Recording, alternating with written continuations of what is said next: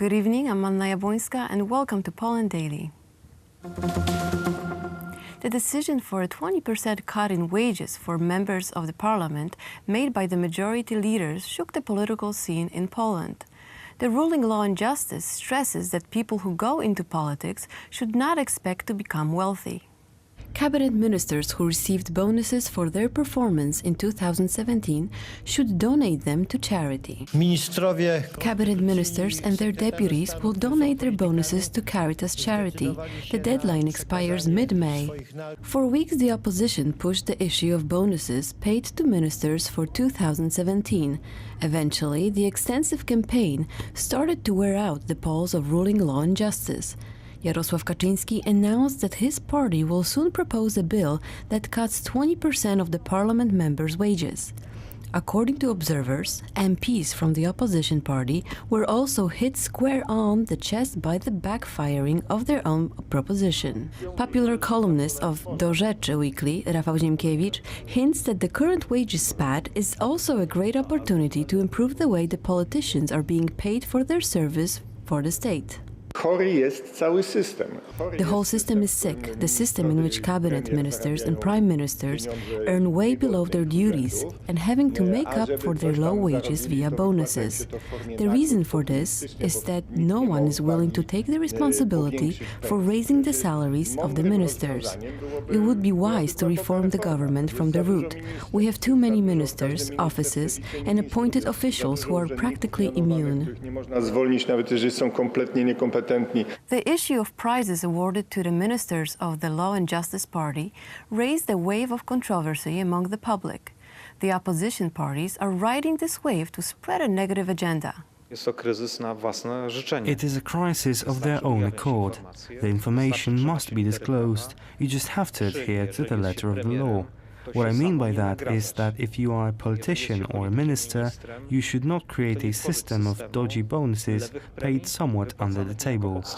The ruling party denies such theories.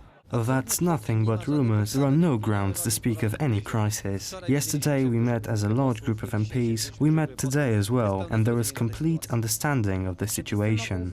As per words of the Law and Justice Party spokesperson Beata Mazurek, yesterday's speech given by the party leader Jarosław Kaczyński should clear up any inconsistencies. What happened was socially unacceptable, and there has been a decision made in order to make amends. I can say that I did not receive information concerning any crisis, therefore I do not know of any alleged crisis. The most recent poll conducted by the research company Polster can also be astounding. According to its results, the Law and Justice Party still enjoys high support, at the level of 41%. The Civic Platform, which cried wolf about the alleged crisis, can hope for the votes of 21% of survey respondents.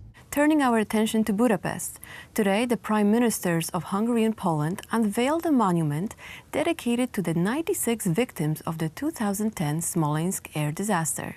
The ceremony, which took place in Budapest, was also attended by the leader of the Polish ruling party, Jarosław Kaczyński. He is the twin brother of the late President Lech Kaczyński, who perished in the Smolensk air disaster. It's impossible to understand the contemporary history of Poland without understanding the impact that the terrible catastrophe had on Poland. We are very grateful to our Hungarian brothers, not only for doing their best to understand the disaster, but also for honoring its victims. The memorial was built on the initiative of local politicians from Viktor Orban's party. Jarosław Kaczyński stated that it was a moving gesture. He also praised the Hungarian Prime Minister for setting the example for other European leaders. Freedom, sovereignty and national dignity in Hungary, as well as in Poland, is associated with the name of Viktor Orban. You cannot think about Europe's future, the European Union's future, without thinking about Viktor Orban. The Hungarian Prime Minister said that the two countries have a common goal: to build and defend our homeland in the form that we want, Christian and with national values. The Hungarian parliamentary elections will take place on April 8th. Viktor Orban can count on the support of around 50% of the voters, according to opinion polls. The only question is whether it will be enough to form a majority government or if you will have to reach out to the National Conservative Jobbik Party in order to form a coalition government. The court of Seoul, South Korea, sentenced the country's former president, Park Geun-hye, to 24 years of imprisonment on the accounts of the abuse of power, corruption and extortion. The 66-year-old Park was stripped of her office as a result of a corruption scandal last year. The prosecution demanded a sentence of 30 years for the former president. The Seoul court imposed a financial penalty of $17 million. Park Geun-hye is responsible for the extortion of $72 million from two conglomerates controlled by her lifelong friend. The accused was not present at the sentence hearing. Park Geun-hye was removed from office in March 2017. Choi Soon-sil, the friend of the president, was earlier sentenced to 20 years in prison. According to the court, she was directly involved in the extortion of bribes. Witold Waszczykowski, a former Vice Minister of Foreign Affairs, was awarded with the 2017 Srebrne Usta Award by the Channel 3 of Polskie Radio. The former Vice Minister was chosen for the award by the Polskie Radio audience for his famous mistake in an interview in which he talked about Polish relations with the non-existent country of San Escobar. The Srebrne Usta Award is given for the most goofy and ridiculous comments and interviews of famous people, usually politicians. The former Vice Minister Waszczykowski gave a famous interview in January 2017, in which he talked about Poland's dialogue with the country of San Escobar. The country, however, does not exist. What is more, Escobar is the last name of the infamous Pablo Escobar, a drug dealer from Colombia, popularized by a Netflix series, Narcos.